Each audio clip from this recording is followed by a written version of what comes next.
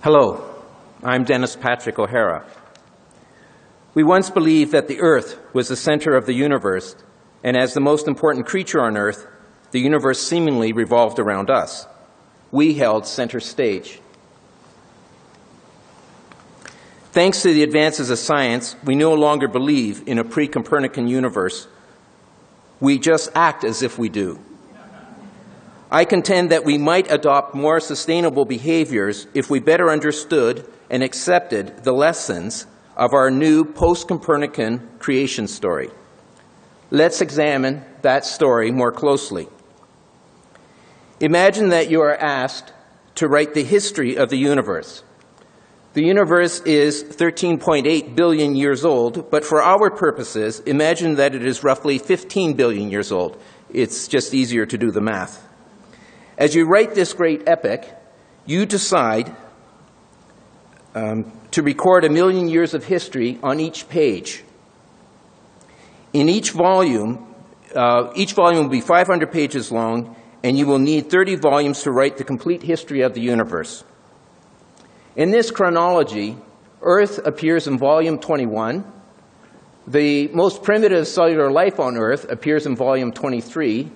And the most primitive humans, and I do mean most primitive, appear on page 498 of volume 30.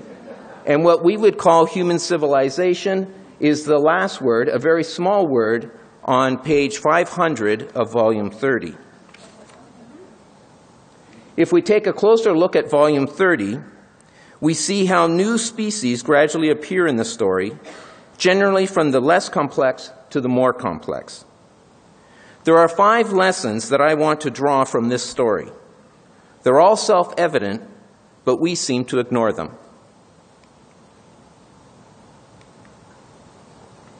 We used to believe that the Earth rotated through an ever-renewing cycle of seasons. While we evolved, because we were obviously smarter than our ancestors, everything else was a stable stage moving through the 4 seasons of renewal. The new universe story teaches us that this continuously unfolding, irreversible, evolutionary universe that we live in calls us to live up to our mistakes. We cannot avoid them. We can't simply do them over the next time around. Because our impact on the planet is now so much greater than before, Earth's ability to repair our footprint is being overwhelmed. The universe story tells us that over time it has evolved from a relatively simple and small quantum of energy, a so-called Big Bang, to an enormous cosmos with billions of galaxies, with billions of stars, and at least one planet resplendent with an abundance of diverse life forms and ecosystems. As we will look back over these 13.8 billion years of cosmic history, and the shift from mere energy to matter, to stars and star systems, to life forms, and even to very advanced life forms, we see a pattern of increasing complexity and diversity, including increasing biodiversity. Lesson 2. The universe story teaches us that human behaviors that decrease biodiversity and complexity, preferring tamed ecosystems, monocultures, and uniformity, are working against a basic principle of the universe that has been working well for the past 13.8 billion years. If Earth appears in volume 21, and the phytoplankton that oxygenate the planet appear in volume 23, could humans have appeared in volume 22? Well, clearly not. We need an oxygenated planet in order to live. Millions of species had to emerge in the story to transform and prepare an Earth that would be hospitable to human habitation, and more importantly, to evolve the complex tissues and organ systems that make up our human anatomy. While players who emerge later in the story rely on earlier players, the reverse is not true. Phytoplankton in the oceans could more or less continue their lives if plants and insects were extinct. And plants or insects could more or less continue their lives if mammals and birds were extinct. But mammals and birds would perish if plants or insects went extinct. Lesson 3. The later you emerge in the story, the more vulnerable your life form is. Humans are latecomers. We are among the most vulnerable. While we are a great, complex biological accomplishment of evolution, we are not the lords of creation. Rather, we are the most vulnerable. Every book in the universe story is populated with characters who are contributing to the unfolding of that story, whether the character is an exploding supernova or a phytoplankton.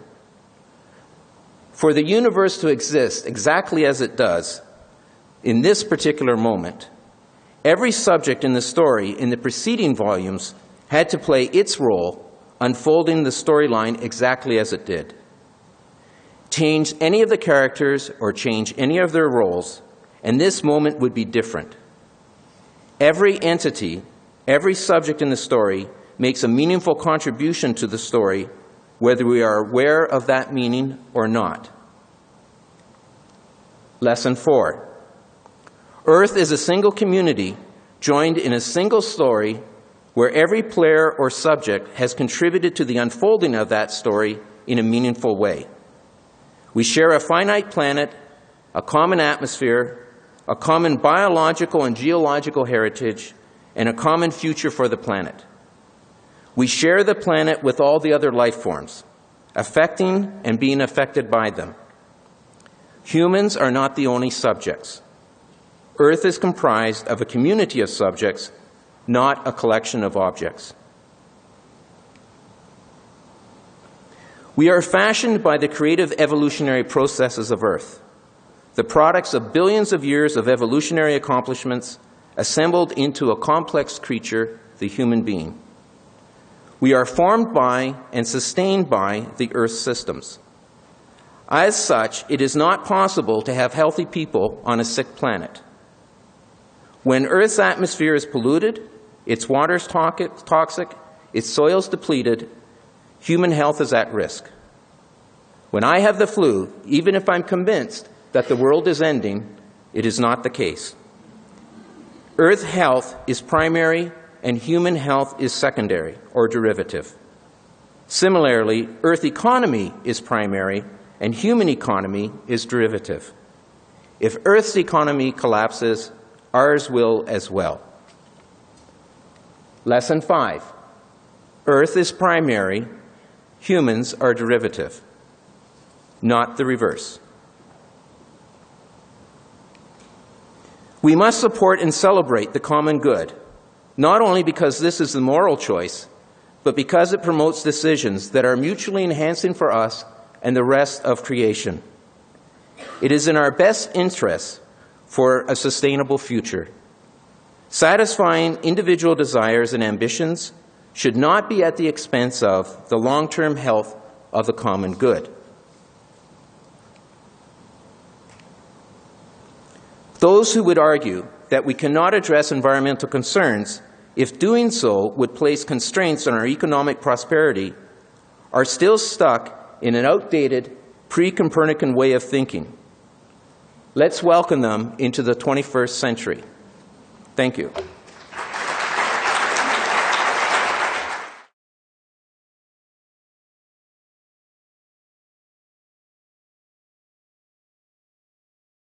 Everyone.